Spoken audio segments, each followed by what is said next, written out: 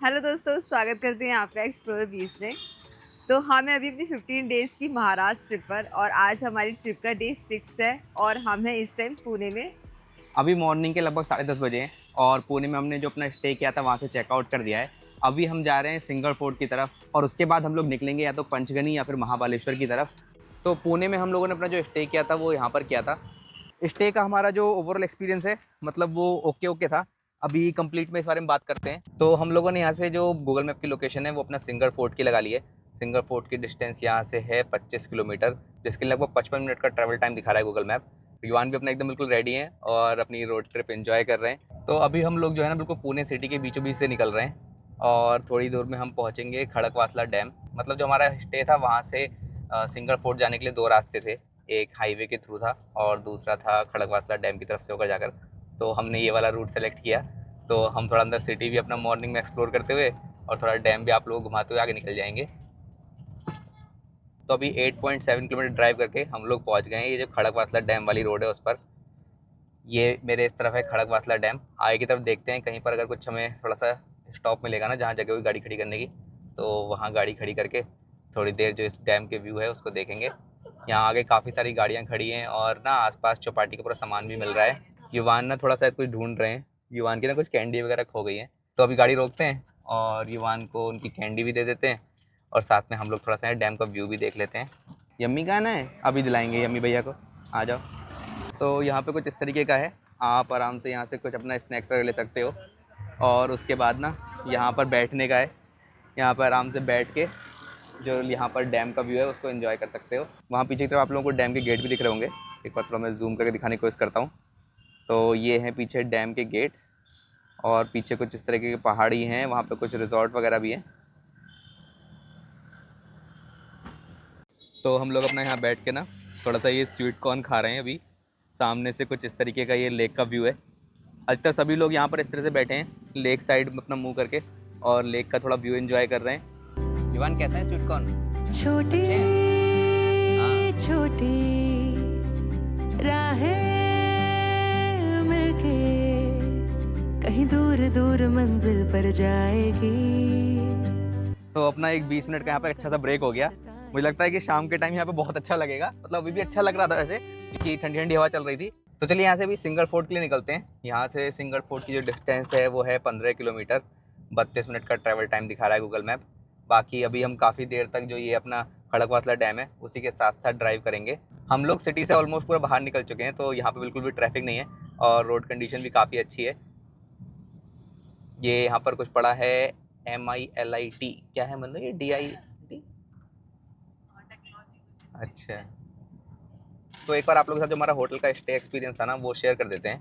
तो मतलब ये जो मैंने होटल था ये एंगोर्डा से बुक करा था ऑनलाइन और इसकी जो मुझे कॉस्ट पड़ी थी ऑनलाइन बुकिंग के टाइम पर वो लगभग 1100 कुछ की पड़ी थी। तो मुझे ठीक सा लगा था, मतलब फ़ोटोज़ काफ़ी अच्छे डले हुए थे, तो मैंने नॉर्मल वाला जो रूम था वो बुक कर लिया था। हम लोगों ने जब पहुँचे होटल में तो हमने चेक इन भी कर लिया, हमने रूम भी ले लिया और इवन हमने मतलब जो अपना सेटअप था सारा वो भी अपना सारा सामान वगैरह सब रख लिया था निकाल के रूम में। बट फिर जब हम सोने चले ना तो हम लोगों को बाहर का जो ट्रैफिक था, मतलब पास में हाईवे है तो उसकी बहुत तेज़ नॉइज़ आ रही थी, मतलब ट्रक्स के ब्रेक लगाने की या फिर स्पीड ब्रेकर पे से जाने की। तो मुझे बहुत अनईजी सा फील हुआ। मैंने तुरंत जाकर रिसेप्शन में बात करी कि भाई हमें ऐसे ऐसे प्रॉब्लम है और आप हमें कोई दूसरा रूम एलोकेट कर दो। तो उन्होंने कहा कि सर आपका जो सेम कैटेगरी के रूम्स है ना वो ऑलमोस्ट फुल हो चुके हैं सारे, मतलब कोई और रूम अवेलेबल नहीं है। हम आपको मतलब इससे अपर कैटेगरी का दे सकते हैं, उसके लिए 300 रुपीज़ एक्स्ट्रा लगेंगे। तो मैं बोला एक बार आप मुझे रूम दिखा दो और हम डिसाइड कर लेते हैं। उन्होंने मुझे रूम दिखाया, वो रूम 3rd फ्लोर पे था और वहाँ पर मतलब वो रूम भी बहुत बड़ा था। मैं आपको एक बार रूम की क्लिप दिखा देता हूँ। कुछ इस तरह का रूम था, काफ़ी बड़ा रूम है, डबल बेड है और अंदर काफ़ी स्पेशियस सा था। तो वो रूम मुझे घुसते ही अच्छा लगा। तो मुझे लगा था कि फ़र्स्ट टाइम पे मुझे ये वाला रूम बुक करना चाहिए था, बट ना फ़ोटोज़ में देखकर अगोडा पे समझ नहीं आ रहा था। तो कोई नहीं, मैंने उनको 300 रुपीज़ पे करे और हम लोगों ने अपना जो रूम था वो शिफ्ट कर लिया और उसके बाद जो हमारा एक्सपीरियंस रहा स्टे का वो बेटर रहा। बाकी अगर आप इस रास्ते से निकल रहे हो और आप बिल्कुल आपका कोई ऑप्शन ही नहीं है, लेट नाइट हो गए आप, तभी आप यहाँ पर आके स्टे करना, वरना फिर पुणे में बहुत सारे और ऑप्शन है। मेरे हिसाब से 1500 से लेकर 2000 के तक के बीच के आपके बहुत सारे ऑप्शंस मिल जाएंगे, तो किसी और स्टे को आप सेलेक्ट कर सकते हो। अनजाना सा है रास्ता बेगाना सा है हर मोड़ मोड़ पे अभी यहाँ से मुझे लग रहा है कि हम प्योर जो हिल ड्राइव है वो स्टार्ट कर देंगे। यहाँ पर सामने सिंहगढ़ किले का साइन बोर्ड भी लग के आ गया है। यहाँ पर कुछ एक एंट्री फीस है, तो हम लोगों ने यहाँ से अपनी जो रिसिप्ट थी 100 रुपीज़ की वो कटवा ली। बट इन्होंने मुझे इन्फॉर्मेशन दी कि आगे ना ट्रैफिक है और आप लोगों को गाड़ी थोड़ा पहले ही पार्क करनी पड़ेगी। लगभग आधे से पौन किलोमीटर है जो हमें वॉक करके जाना पड़ेगा। बट यही है कि अब हम लोग यहाँ तक आए हैं तो आगे तो जाना बनता ही है। चलते हैं, देखते हैं कितनी दूर हमें गाड़ी पार्क करनी होगी, उस हिसाब से डिसाइड करेंगे कि कितना हम चल के जा पाएंगे। बाकी यहाँ पर आने के बाद भी कुछ रिजॉर्ट्स वगैरह हैं यहाँ पर, और सामने की जो रोड है पूरा ये हिल ड्राइव है। हर मोड़ मोड़ पे कुछ नया सा है, सफर अनजाना सा है, रास्ता बेगाना सा है, हर मोड़ मोड़। तो लगभग अभी 3 किलोमीटर पहले ना लाइन से यहाँ सारी गाड़ियाँ रुकी हुई हैं। अभी एक बार पता करके आता हूँ कि ये गाड़ियाँ रुकी क्यों हैं। तो यहाँ पर क्या है ना कि आगे की तरफ एक टी पॉइंट है, मतलब जो हाईवे की तरफ से रास्ता आता है वो आकर और जिससे हम रास्ते में जा रहे हैं वो वहाँ पे जाके जॉइंट होता है। उसी रास्ते पे एक्चुअली सब लोगों ने यहाँ पे गाड़ियों को रोक रखा है। आगे की तरफ पार्किंग की तरफ जाने वाला रास्ता है ना, वहाँ पे कुछ ट्रैफिक जैम लगा है, तो गाड़ियों को पहले एडवांस में रोक दिया है कि वरना सारी गाड़ियाँ वहाँ पे फंस जाएंगी। बोल तो रहे हैं कि अभी लगभग 20 से 25 मिनट आपको वेट करना होगा, फिर ये इस रूट को खोलेंगे। तो अभी हम लोग थोड़ा सा और आगे ड्राइव करके जो ये टी पॉइंट है वहाँ तक पहुँच गए। यहाँ पर इन्होंने कुछ अच्छा सिस्टम कर रखा है। ये क्या कर रहे हैं ना कि जो गाड़ियों का काउंट है ना वो आ रहा है, तो ऊपर से जितनी गाड़ियाँ आ जाती हैं उसी हिसाब से ये नीचे से गाड़ियाँ ऊपर भेज रहे हैं। तो यहाँ जो ये गेट है ना, इस गेट पे यहाँ पे गाड़ियाँ सारी खड़ी हो जाती हैं। उसके बाद जैसे ही ऊपर से गाड़ियाँ निकलेंगी कुछ, तो वो काउंट कर लेंगे कि ऊपर से 4 गाड़ियाँ आई या 5 गाड़ियाँ आई, उतनी गाड़ियाँ ऊपर की तरफ जाएंगी। तो मैंने अभी इसलिए एक बार ये उठाकर जो रिसिप्ट थी ना, जो हमारी पार्किंग स्लिप थी वो देखी, तो इस पर भी देखो टाइम लिखा है, वैलिड फॉर 3 आवर्स 100 रुपीज़ का, और टाइम भी लिखा है कि हमने कितने बजे एंट्री ली, जो कि इसमें गलत टाइम लिखा है, 23:46 लिखा हुआ है। तो लगभग आधा घंटा वेट करने के बाद हम लोगों का नंबर आ गया है ऊपर जाने का। ऊपर से लगभग 15 से 20 गाड़ियाँ आई, तभी उन्होंने यहाँ नीचे से और जो गाड़ियाँ हैं ना ऊपर की तरफ भेजी हैं। तो यहाँ से अभी 2.5 किलोमीटर पे जो मेरे हिसाब से पार्किंग है सिंगर फोर्ट की वो है, और वहाँ तक चलते हैं और वहाँ देखते हैं कि पार्किंग का कैसा इंतज़ाम है। बाकी बाहर धूप बहुत ज़्यादा तेज़ है, मतलब लगेगा नहीं आपको कि अभी ये दिसंबर का महीना चल रहा है। आज 25 दिसंबर है, मतलब क्रिसमस है आज, और आज के दिन इतनी तेज़ गर्मी पड़ रही है ना यहाँ पर, हमें लग रहा है कि हम जैसे कहीं मई या जून में ड्राइव कर रहे हो। सुबह शाम थोड़ी बहुत ठंड है, बट दिन में तो सूरज बहुत तेज़ निकल रहा है और गर्मी बहुत ज़्यादा लग रही है। अभी ये 3rd टाइम है कि हम लोग अभी वेट कर रहे हैं ऊपर जाने का। अभी यहाँ से जो फोर्ट की पार्किंग है वो लगभग 500 मीटर दूर है, और अभी हम लोगों को यहाँ पर फिर से रोका गया है। जब ऊपर से कुछ गाड़ियाँ आ जाएंगी ना, तब हम लोगों का नंबर आएगा ऊपर जाने का। बाकी यहाँ से कुछ इस तरह का व्यू है। अभी सामने पूरी धुंध छाई हुई है, बट पीछे मुझे कुछ थोड़ा बहुत व्यू दिख रहा था। तो हम लोगों का फाइनल नंबर आ गया अभी ऊपर जाने का। अभी जो नीचे थे उन्होंने हमें इन्फॉर्म कर दिया कि आप गाड़ी ना सीधे पार्किंग तक लेके जाना, बीच में कहीं मत रोकना, क्योंकि बीच में ना काफ़ी लोगों ने गाड़ियाँ पार्क कर रखी हैं ऑलरेडी, जो लेट आए होंगे।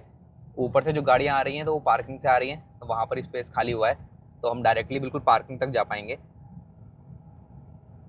युवान को यहाँ पर ये छोटा सा एक गुड्डा दिख गया गाड़ी के अंदर डांस करता हुआ। युवान कह रहे हैं डांस है, युवान डांस, हाँ डांस बेटा अपना नहीं है वो, चलो। तो कुछ इस तरह का यहाँ पर पार्किंग स्पेस है पूरा, इतनी गाड़ियाँ खड़ी हुई हैं। हमारी गाड़ी यहाँ पार्क हो गई है बिल्कुल, मतलब जो मेन गेट है उसके पास। यहाँ से इसकी एंट्री है, तो अभी वॉक करके थोड़ा जाना पड़ेगा। हाँ वतन के आगे ना कुछ कुछ है तो अभी हम लोग फोर्ट की तरफ जा रहे हैं, और यहाँ पे बहुत ही अच्छी ठंडी हवा चल रही है, और जो यहाँ का नीचे का व्यू है ना वो बहुत ही अच्छा आ रहा है। दिया हमें उसको दिल से साला। यहाँ पर फोर्ट के जस्ट गेट से पहले ना आपको उबली हुई मूंगफली, स्वीट कॉर्न और काफ़ी सारे फ्रूट्स वगैरह मिल जाएंगे।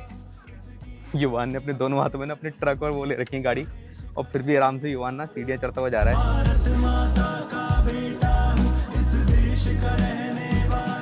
हाँ बोलो, चलो डी फॉर डॉग, हाँ डी फॉर डॉग। तो बाकी यहाँ पर ऊपर आकर ना काफ़ी अच्छी खासी चौपाटी सी लगी हुई है, मतलब काफ़ी खाने पीने के ऑप्शन है, और इवन मतलब कुछ छोटी मोटी शॉपिंग करने के ऑप्शन भी है। कचोला पहनूं घूमूं मैं सारे जग में, ना मेरा कोई रंग ना पहचान मेरी तेरे रंग से, तुझ पे ना कोई आँच लगे, तू ही मेरी पहचान।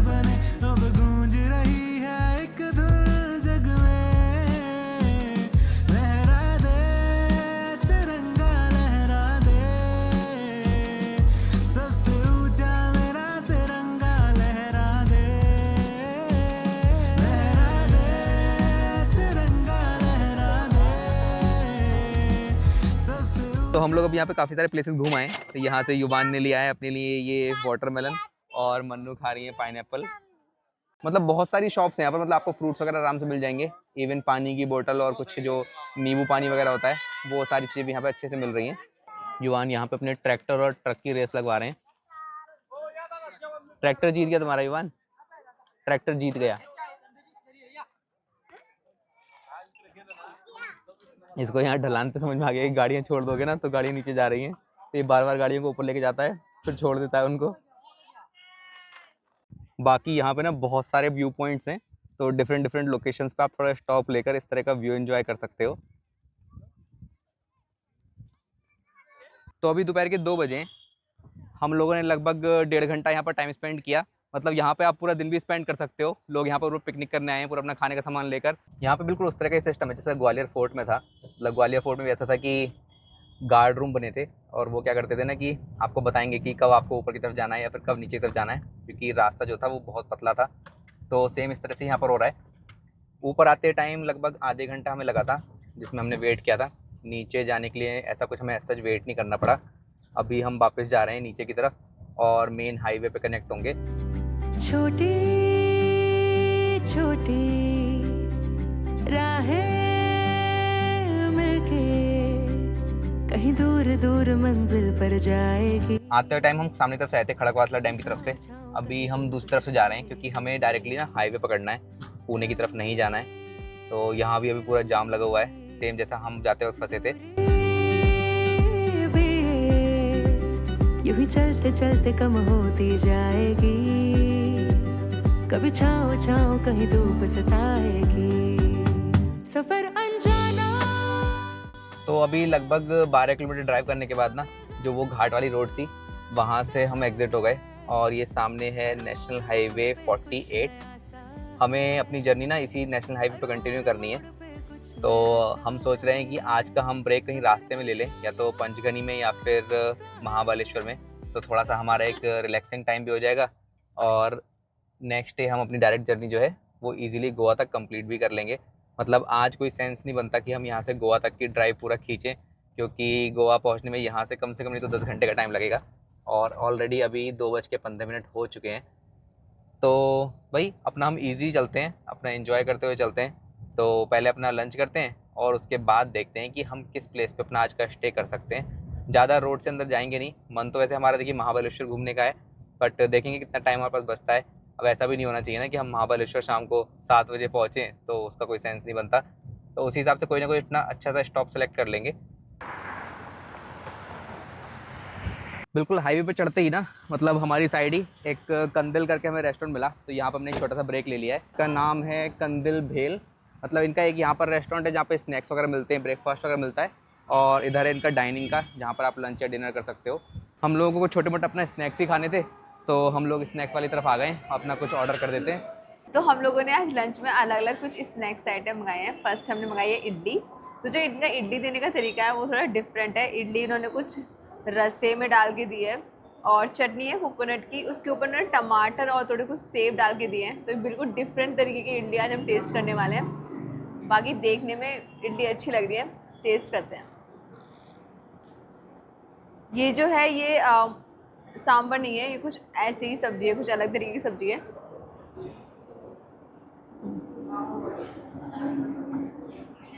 मेरे ख्याल से वो सब्जी है जो मिसल के साथ देते हैं, उसको उन्होंने इडली के साथ दिया है, पर टेस्ट वाइज अच्छी है। जो सेकंड आइटम नीशू ने मंगाया है स्पेशली, वो मंगाई है ये ओली भेल। तो इन्होंने इसको बिल्कुल पहाड़ बना के दिया है और वो सैलेड भी है। तो मैंने टेस्ट करी है, अभी टेस्ट करने में बिल्कुल वैसी ही भेल है जैसे हमारी तरफ मिलती है। थोड़ा इसमें चटनी जो है इमली की चटनी का ज़्यादा फ्लेवर आ रहा है, बाकी टेस्टी है। युवान इसको खा रहा है, युवान को उसको टेस्ट लग रही है, अच्छी है, खा लो। तो हमारा जो लंच का थर्ड आइटम है वो है वड़ा पाव।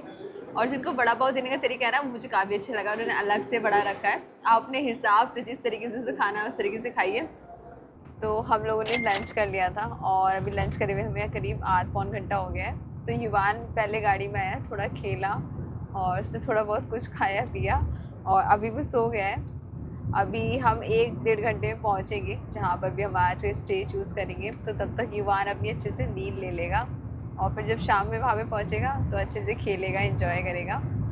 बाकी हम लोग जा रहे हैं बातें करते हुए और यहाँ पे इस टाइम गर्मी काफ़ी है, जो धूप आ रही है ना वो बहुत तेज़ आ रही है, मतलब नीशू के मुँह में पूरी पूरा धूप पूरे आ मेरे रही मुंह पे आ रही है। इवन मैंने जो इसका सनवाइजर होता है ना वो लगा रखा है, बट उससे भी कोई फर्क नहीं पड़ रहा, सारी धूप पूरे ना एग्जैक्ट मेरे फेस पे पड़ रही है।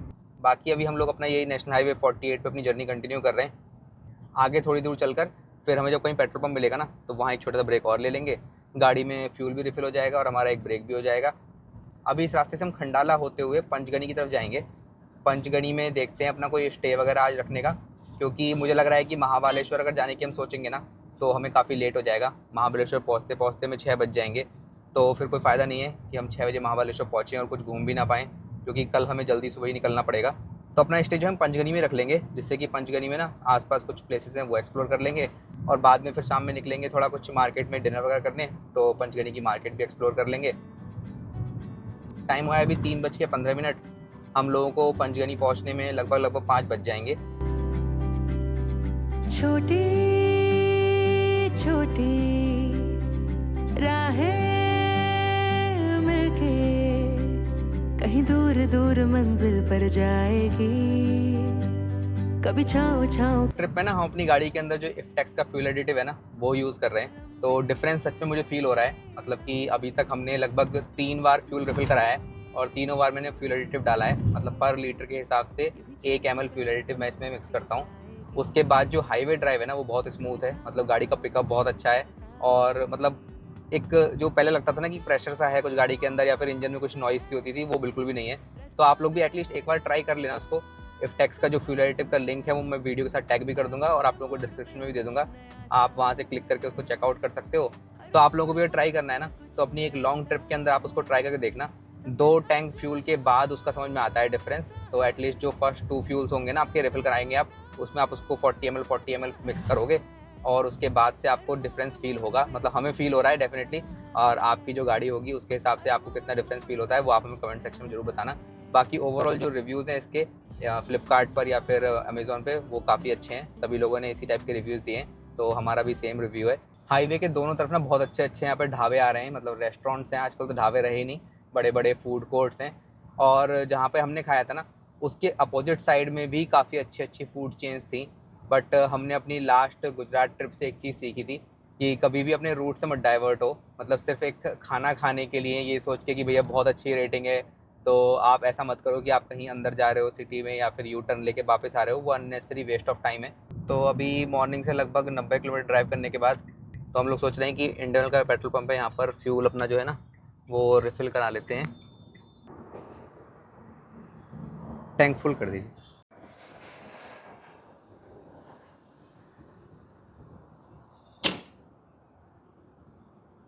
तो अपना लगभग वही 34 लीटर फ्यूल आया। तो मैंने वही लगभग देखो 30 ml इसके अंदर फ्यूल एडिटिव डाल दिया था ऑलरेडी। तो होता क्या है ना कि ये फ्यूल रिफ़िल कराने से पहले आपको इसको डालना है, जिससे कि जब फ्यूल भरता है ना तो उसके अंदर ये अच्छे से मिक्स हो जाए। तो अपना लगभग वही 34 लीटर के आसपास फ्यूल आया और मैंने 30 ml के आसपास ये एडिटिव इसके अंदर डाला होगा। इसका जो यूज़र मैनुअल है उसके हिसाब से भी यही है कि लगभग आपको 1 ml डालना है 1 लीटर के अंदर। तो यहाँ से हम बस अब जो हाईवे है ना उसको छोड़ देंगे और पंचगनी की तरफ जो अंदर की तरफ रोड जाती है ना उसकी तरफ जाएंगे। मतलब एक वाई करके जगह पड़ती है, रोड का नाम है पोलतपुर वाई सुरूर रोड। तो हम सोच रहे हैं इसी रोड से अपना आगे कंटिन्यू करते हैं। यहाँ से बंद है, नो एंट्री। तो अभी जो ये रोड है ना उस पर तो रास्ता बंद है, यहाँ पे नो एंट्री का बोर्ड लगा हुआ है। तो हमें थोड़ी देर लगता है और हाईवे पे ही ड्राइव करना पड़ेगा। उसके बाद एक नेक्स्ट कट और दिखा रहा है गूगल मैप, सिमिलर ETA भी दिखा रहा है, तो उस तरफ से चलेंगे। तो यही था कि हम लोग ना फ्यूल का रिफ़िल कराने का ब्रेक जो है थोड़ा वो डिले ही कर रहे थे, कि मुझे पता था जैसे ही मैं गाड़ी रोकूंगा ना फ्यूल भराने के लिए, मतलब फ्यूल भराने छोड़ो मैं किसी भी चीज़ के लिए अगर गाड़ी रोकूंगा ना तो युवान सबसे पहले उठ जाएगा। तो युवान की नींद टूट गई। बट मैंने सोचा कि चलो हम हाईवे छोड़ रहे हैं उससे पहले पहले फ्यूल भरा लेते हैं। अब युवान अपना रोड ट्रिप एंजॉय करेंगे। हैं युवान, रोड ट्रिप एंजॉय करोगे? नो, देखिए युवान ने रोड ट्रिप एंजॉय करने को मना कर दिया। तो अभी हम वापस ये नेशनल हाईवे जो 48 है उसी पर आ गए। इस पे अगले कुछ किलोमीटर और ड्राइव करेंगे, फिर उसके बाद जो वाई वाली रोड है उसके लिए हम एग्ज़िट लेंगे। तो अभी थोड़ी दूर आगे जाकर हाईवे पे ना ये दूसरा एक और कट आया है वाई की तरफ जाने का, तो इस वाली रोड से हम आगे बढ़ रहे हैं। पीछे वाला जो रास्ता था वो हमें बंद मिला था। अब यहाँ से ये कुछ स्टेट हाईवे या फिर विलेज रोड होगी। अभी गूगल मैप पे कुछ नाम नहीं दिखा रहा है, जब दिखाएगा तो मैं आप लोगों को बता दूंगा। यहाँ से महाबलेश्वर है 45 किलोमीटर, पंचगई है 26 किलोमीटर। तो अभी अपना जो ये वाई जाने वाला रास्ता है ना, उसी पे हमने एक छोटा सा ब्रेक लिया है। यहाँ पर काफ़ी जगह पे ना गन्ने का जूस बिक रहा है, मतलब मुझे लगता है यहाँ पे गन्ने की खेती ज़्यादा होती है क्योंकि काफ़ी ट्रक्स है ना, उनमें भी गन्ने भर भर के जा रहे हैं। तो यहाँ से हम लोग थोड़ा गन्ने का जूस पी रहे हैं, साथ में मन्नू कुछ शॉपिंग कर रही हैं। रोड है, इसका नाम है स्टेट हाईवे 72। करने के लिए है और कुछ हाँ इतना अच्छे से गोड़ाम्बा अच्छा ये गुड़ वाला है। गोड़ाम्बा। तो हम लोगों ने अपना गन्ने का जूस पी लिया और युवान ने अपना कुछ खाने के स्नैक्स लिया है, कुछ चिप्स टाइप। और यहाँ पे ना ये अपने एक छोटा सा इनका स्टॉल था, इसमें ये जो लोकल अपना घर का बना हुआ अचार होता है, पापड़ होते हैं डिफरेंट डिफरेंट टाइप के, गुड़ था उनका लोकल, वो सब बेच रहे थे। तो मैंने ना एक ये आम का अचार लिया है। जो यहाँ पे आम का अचार इन लोगों ने डाला हुआ है ना, वो तिल के तेल में डाला हुआ है। जो हमारे यहाँ जनरली डालते हैं वो सरसों के तेल में डालते हैं। तो मैंने इसलिए सोचा कि एक ट्राई करके देखेंगे अपने घर पे, तो मैंने एक आम का अचार लिया है। और यहाँ पे स्पाइसी होता है जैसे हमारे उधर होता है। तो हम लोग का एक छोटा सा ब्रेक हो गया, हम लोगों ने खा पी लिया, थोड़ी शॉपिंग भी कर ली।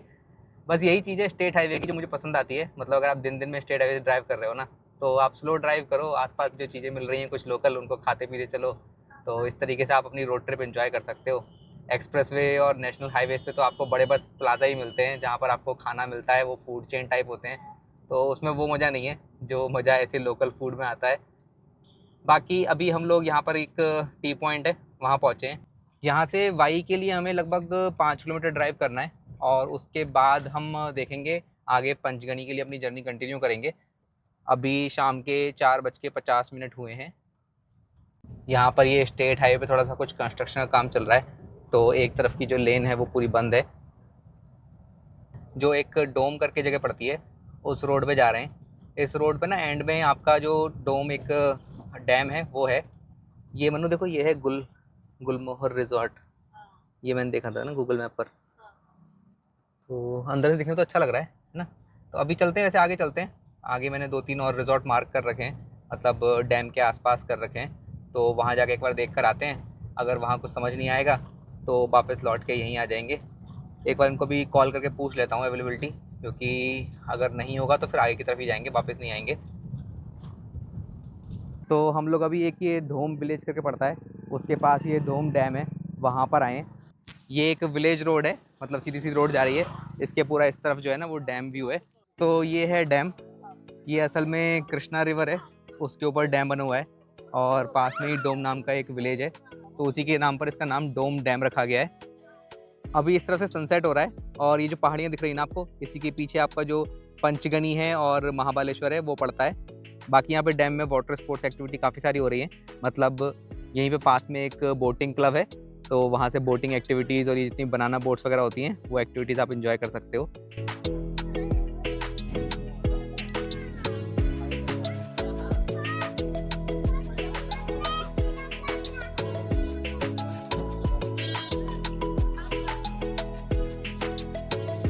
आज युवान पहली बार हिम्मत करके ना खुद से ट्रम्पलिन पे जा रहा है।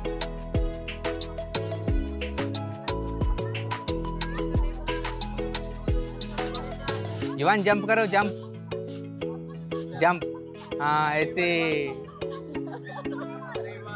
करो, जंप करो। वाह। तो हम लोगों ने भी यहाँ पर 1 घंटा टाइम स्पेंड किया, मतलब काफ़ी अच्छा लगा। यहाँ पर पीसफुल था और इतनी कुछ खास भीड़ भी नहीं थी। तो अभी शाम के 6:35 हुए हैं और हम यहाँ से डैम से जा रहे हैं। डैम के आसपास ना कुछ रिजॉर्ट्स थे, वहाँ पर मैंने एक बार प्राइस पता करे तो 2 रिजॉर्ट में तो ऑलरेडी पूरी जो ऑक्यूपेंसी थी फुल थी, उनके पास मतलब रूम्स अवेलेबल नहीं थे। इवन उनके पास अगले 2 दिन के लिए भी कोई रूम अवेलेबल नहीं है, क्योंकि ये ना क्रिसमस वाला वीकेंड चल रहा है। तो आज 25 तारीख है, हर जगह मोस्टली सब कुछ फुल ही है।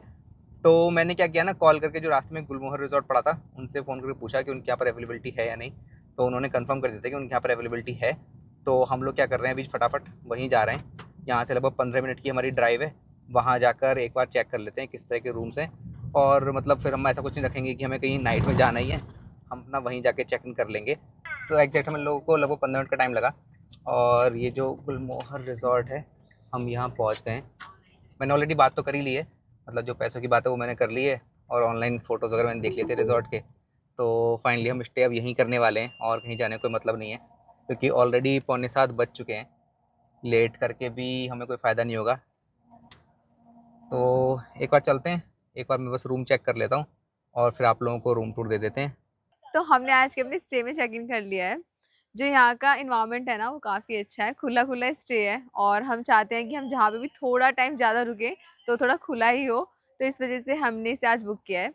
जो यहाँ का एरिया है काफ़ी ज़्यादा ट्रीज़ लगे हैं, पूरी लाइटिंग अच्छी है और इधर थोड़ा बच्चों का प्ले एरिया भी है। जो मुझे सबसे बेस्ट पार्ट लगा जब मैं यहाँ पे घुसी थी वो लगा था प्ले एरिया, क्योंकि युवान को एटलीस्ट 1-2 घंटे अगर खेलना हो रात में, जैसे काफ़ी टाइम है तो अगर उसे खेलना होगा तो यहाँ पे इजीली खेल सकता है। बाकी इस रिजॉर्ट में आज काफ़ी सारे चेक इन हो रखे हैं, काफ़ी सारे गेस्ट आए हुए हैं। जो हमें रूम मिला है वो है ये वाला। इनके पास हर तरह के रूम अवेलेबल है, मीन्स डबल ऑक्यूपेंसी भी है और अगर आप फैमिली ऑक्यूपेंसी लेना चाहते हो 4 लोगों के लिए तो अलग से हैं रूम। तो हमने जो लिया है वो लिया है डबल ऑक्यूपेंसी में। बाहर छोटा सा ऐसा सिटिंग अरेंजमेंट है और अंदर जो रूम है वो एक बेसिक रूम है। बाकी इसमें एसी अवेलेबल है, बट लगता है हमें एसी की ज़रूरत नहीं पड़ेगी, ऑलरेडी ठंडा मौसम हो चुका है। बाकी वही कवर्ड है, टीवी है और यहाँ बेसिन है छोटा सा और एक वॉशरूम है। वॉशरूम नीट एंड क्लीन है, तो इसलिए हमने इसको प्रेफर कर दिया कि ठीक है वॉशरूम नीट एंड क्लीन होना चाहिए, तो वो अच्छा है। ये कैसे करो उसे अच्छा लगेगा खाते वक्त वो हमारे पास बहुत ध्यान देते हैं मेरा उसे खिला है ना उसका पेट इतना नहीं भर जाता। पता नहीं हर छोटे बच्चे को मेरे से लगता है। भैया भी आ रहे हैं। तो अभी शाम के 8:30 बजे हैं और हम लोग अपना डिनर करने आए हैं। डिनर करने के लिए हम लोग आए हैं नाथू फार्म्स और युवान ने यहाँ पर एक डॉगी से फ्रेंडशिप कर ली है। युवान अपना डॉगी के साथ खेल रहे हैं। बाकी कुछ इस तरह का एम्बियंस है। मैं आप लोगों को एक बार यहाँ के जो प्राइस हैं वो दिखा देता हूँ। यहाँ पर अच्छा अपना सिटिंग अरेंजमेंट है। हम लोगों ने भी अपने डिनर के लिए कुछ स्पेशल चीज़ें मंगाई हैं, जैसे एक पिट्ठल भाकरी की थाली मंगाई है, साथ में हमने मंगाया साबूदाना खिचड़ी और अभी देखेंगे अगर भूख रही तो हम मंगाएंगे अपने लिए पूरन पोली। तो हम लोगों की ये पिट्ठल भाकरी थाली आ गई है। इसमें एक ये इतनी बड़ी भाकरी है, साथ में पापड़ है, दही है, ये दाल खिचड़ी है, यहाँ पर कुछ सैलेड है और 3 तरीके की चटनी है। डिफरेंट है खाने में, टेस्टी है। चटनी बहुत टेस्टी है। ये भी अच्छी है। दाल है, ये असल में दाल खिचड़ी नहीं है, दाल है और काफ़ी टेस्टी है। अभी बाकी हमारी साबूदाना खिचड़ी आ रही है, फिर भी देखेंगे अगर पेट में कुछ जगह बचेगी तो फिर कुछ और भी ऑर्डर कर लेंगे। युवान को बहुत यम्मी लग रहा है युवान? खा लो यम्मी। लो आप कौन सा ये खाओगे? ये कौन है? ये लो, ये खाओ। ये लो, ये लो। साथ में हम लोगों की साबूदाना खिचड़ी भी आ गई है, मतलब काफ़ी अच्छे से प्रेजेंट करके उन्होंने साबूदाना खिचड़ी दी है और मुझे लग रहा है कि मतलब सफिशिएंट होगी। इसके अलावा मुझे लग नहीं रहा कि हम कुछ और खा पाएंगे। तो हम लोगों ने खाना खा लिया और हमारा जो बिल आया वो आया 260 रुपीज़ का। तो 200 रुपये की थाली थी और 60 रुपीज़ की जो अपनी साबूदाना खिचड़ी थी वो थी। काफ़ी टेस्टी खाना था और मतलब जहाँ पे हमने स्टे किया है ना वहाँ भी खाने के ऑप्शन अवेलेबल हैं। आप जो कहोगे वो चीज़ आपको अवेलेबल हो जाएगी, मतलब उनकी इन हाउस किचन ही है। बट हम लोग क्या ट्राई करते हैं, किसी भी प्लेस पे जाते हैं तो एटलीस्ट देखिए 2 चीज़ें एटलीस्ट हम कवर करने का ट्राई कर लेते हैं कि एक तो हमने स्टे कवर कर लिया और साथ ही साथ हम कुछ वहाँ की जो फेमस शॉप है ना जिसकी रेटिंग अच्छी होती है वहाँ पर जाकर कुछ अपना खाना भी ट्राई कर लेते हैं। तो गूगल मैप पे हमने ऑलरेडी रेटिंग देख ली थी यहाँ की और यहाँ का खाना ना उस रेटिंग के हिसाब से बिल्कुल वैसा ही था, बहुत अच्छा खाना था। बाकी ये जो प्लेस था हमारे जहाँ रिजॉर्ट में हमने स्टे किया है वहाँ से सिर्फ और सिर्फ 5 मिनट की ड्राइव पे था, मतलब 1.5 किलोमीटर। और अभी हम हैं ये वाई सिटी के अंदर। तो हम लोग अपने रिजॉर्ट वापस आ गए थे। यहाँ रिजॉर्ट में ना मतलब ऑलमोस्ट सारे रूम भरे हुए हैं और बच्चों का भी काफ़ी अच्छा खासा क्राउड है। युवान को फिर से यहाँ आकर कुछ नए फ्रेंड्स मिल गए, तो हमने युवान से बोला पहले कपड़े चेंज कर लो फिर खेल लेना, बट ये माना नहीं और यहाँ पे खेलने में लग गया है। हम लोग भी यहाँ पे थोड़ा भी गार्डन में बैठेंगे और बातें करते हैं। काफ़ी अच्छा मौसम हो रहा है यहाँ, मतलब हल्की हल्की ठंड सी भी है। अभी रात के 10 बज रहे हैं और अभी तक इस रिजॉर्ट में काफ़ी चहल-पहल थी, क्योंकि यहाँ पे काफ़ी सारी फैमिलीज़ आई हुई हैं और अधिकतर जो लोग आए हुए हैं वो पुणे और मुंबई के हैं। तो हम काफ़ी देर से उनके साथ ही बात कर रहे थे। युवान उनके जो बच्चे हैं, काफ़ी सारे बच्चे थे यहाँ पे, कम से कम 5-6 बच्चे होंगे। तो युवान उन्हीं के साथ तब से खेल रहा था, वो बिज़ी था। तो यहाँ पे काफ़ी अच्छी वाइब्स लग रही थी क्योंकि बहुत सारे लोग इकट्ठे हो गए थे। अभी सब लोग डिनर करने चले गए हैं। हमें जो इस रिज़ॉर्ट में अच्छा लगा ना, मतलब रिज़ॉर्ट की प्रॉपर्टी का बाहर का जो गार्डन है, पार्क एरिया है, बहुत सुंदर है। बट जो सबसे अच्छी फीलिंग आई वो लोगों के साथ आई, जो यहाँ पे लोग रह रहे हैं ना, बहुत स्वीट हैं। उन लोगों से कम्युनिकेट करके और जिस तरीके से हमने बताया उनको कि हम ऐसे-ऐसे नोएडा से अपनी ट्रिप कर रहे हैं, महाराष्ट्र की ट्रिप करने निकले हैं, तो काफ़ी अच्छा सा एक डिस्कशन हुआ। उन्होंने भी अपना कुछ एक्सपीरियंस हम लोगों के साथ शेयर किया, हमने भी अपना कुछ एक्सपीरियंस उन लोगों के साथ शेयर किया। तो काफ़ी अच्छा टाइम हम लोगों ने यहाँ पे स्पेंड किया। कल का हमारा कुछ इस तरह का प्लान है कि हम लगभग कल 8 से 9 के बीच में यहाँ से चेकआउट करेंगे और अपनी जर्नी गोवा के लिए कंटिन्यू करेंगे। तो कल लगभग हमारी 400 किलोमीटर की ड्राइव होने वाली है, जिसको हम लगभग मान के चल रहे हैं कि 9 से 10 घंटे में हम कंप्लीट करेंगे और फाइनली हम गोवा पहुँच जाएँगे। तो चलिए फिर इस ब्लॉग के लिए इतना ही। मिलते हैं आपसे एक और नए ब्लॉग में। तब तक अपना ख्याल रखिए और देखते रहिए एक्सप्लोर बीस। रास्ता बेगाना सा है, हर मोड़ मोड़ पे कुछ नया सा है।